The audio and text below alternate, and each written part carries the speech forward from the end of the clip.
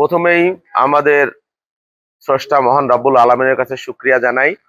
তারপরে আমার দলের সমস্ত নেতা কর্মী সমর্থক সুবর্ণদেব এবং ফরিদপুর ৪ আসনের সর্বস্তরের জনগণের প্রতি আমার কৃতজ্ঞতা। আমরা নিয়ম মেনে যথাযথ প্রক্রিয়ায় আমরা এই মনোনয়নপত্র দাখিল করেছিলাম। আলহামদুলিল্লাহ সেগুলো যাচাই বাছাইয়ের প্রক্রিয়ার মধ্য দিয়ে আজকে সঠিকতা মিলেছে, সেজন্য আমার মনোনয়ন বৈধ ঘোষণা করা হয়েছে। আমরা আজকের এই দিনে আমার সকল এলাকার সকল মানুষ, সকল নেতা কর্মী, ভোটার, সমর্থক সবাইকে অনুরোধ করব যে এখন নির্বাচনে আমরা মূল প্রক্রিয়ার মধ্যে ঢুকলাম। দীর্ঘদিনের আকাঙ্ক্ষিত একটা নির্বাচন, মানুষ অনেক দিন যাবৎ ভোট দিতে পারে নাই, মানুষ ভোট দেওয়ার জন্য উদ্গ্রীব হয়ে আছে।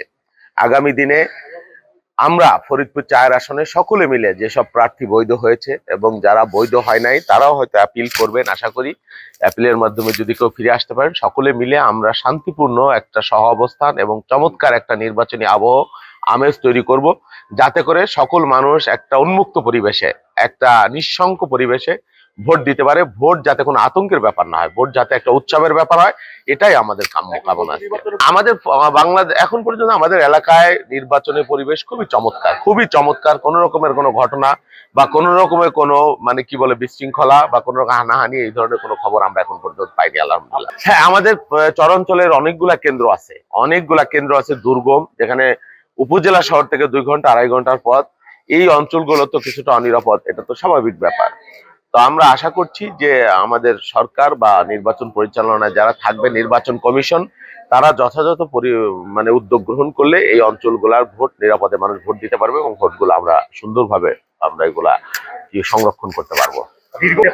আপনি ভোটের মাঠে দীর্ঘদিন কাজ করছেন, সেই ক্ষেত্রে এবার ভোটারদের মধ্যে কেমন উচ্ছ্বাস দেখতে পাচ্ছেন ভোট কেন্দ্রে এবার ভোট দেওয়ার ব্যাপারে?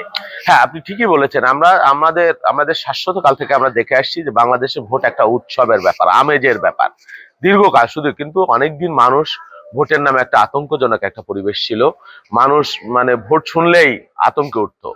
এখন আর সেই পরিবেশ নাই, এখন একটা উন্মুক্ত পরিবেশ, একটা নিরপেক্ষ সরকারের অধীনে, অন্তর্বর্তী সরকারের অধীনে নির্বাচন কমিশন নির্বাচন অনুষ্ঠিত করবে, সেই প্রক্রিয়া শুরু হয়ে গেছে। আমরা মূল নির্বাচনের মধ্যে আমরা ঢুকে গেছি এবং মানুষের মধ্যে ব্যাপক উৎসাহ এবং উদ্দীপনা লক্ষ্য করা যাচ্ছে। তারা ভোট দিতে পারে নাই বা যে আতঙ্কে ছিল সে আতঙ্ক কেটে গেছে, এখন মানুষ উৎসবমুখর পরিবেশে ভোট দেওয়ার জন্য প্রস্তুত হয়ে আছে।